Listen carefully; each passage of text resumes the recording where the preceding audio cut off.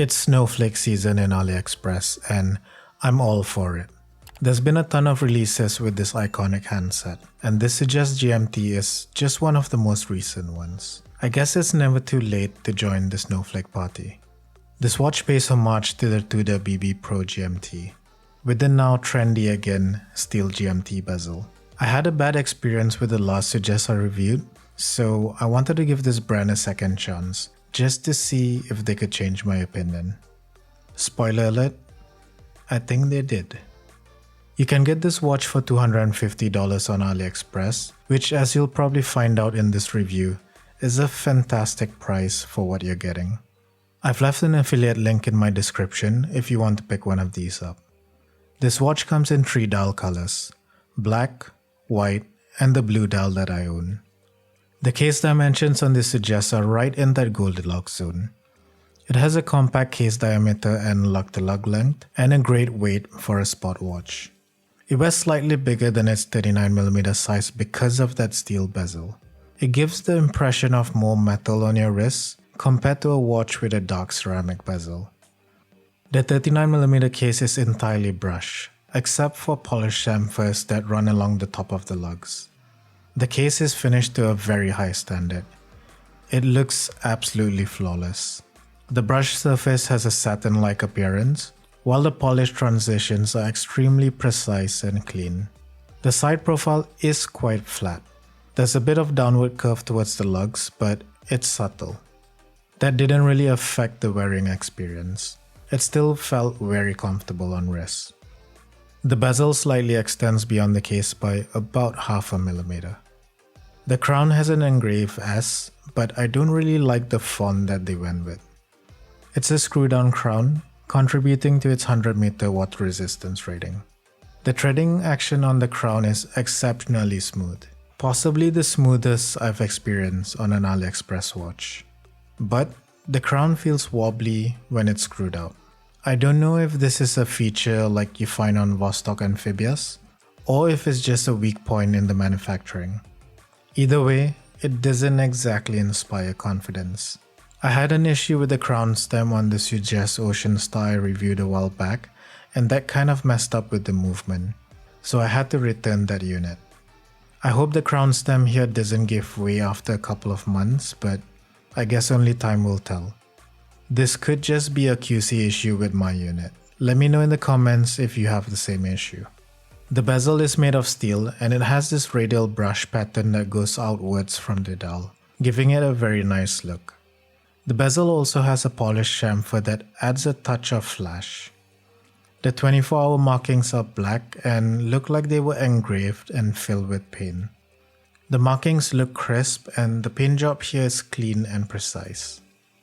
This watch features a raised top hat sapphire crystal that sits above the bezel. This design choice allows for a relatively thin case while providing enough room for the GMT hand stack. The crystal is very clear. There's no distortion when viewing the dial from different angles. Sugess opted for a clear AR coating on the crystal, which personally I prefer to blue AR coatings.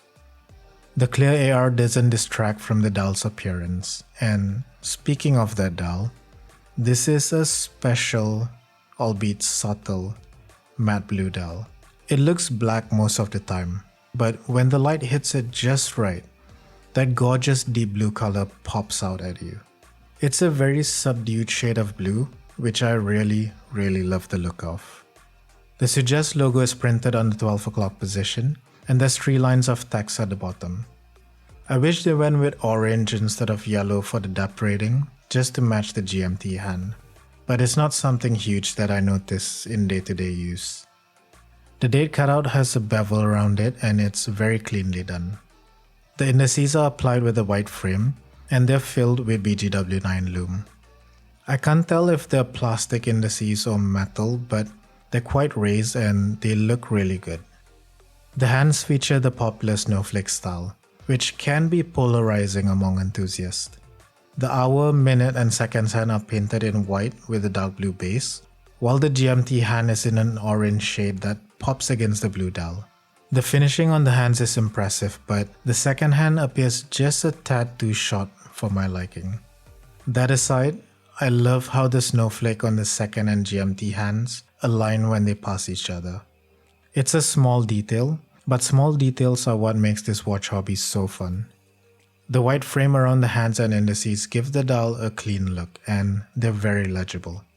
Trust me, you won't have any problem telling the time, even in the worst lighting conditions. I was really impressed by the Lume on the Sugess Ocean Star, and they've done the same here again. The BGW9 glows extremely bright, and it's applied evenly across the dial and hands. It takes very little light to charge up, and it easily lasts the whole night. It's actually so strong, you'll even see it glow during the day sometimes. The caseback is sterile with a brush finish. That's really all I have to say about the caseback. There's not much to see here.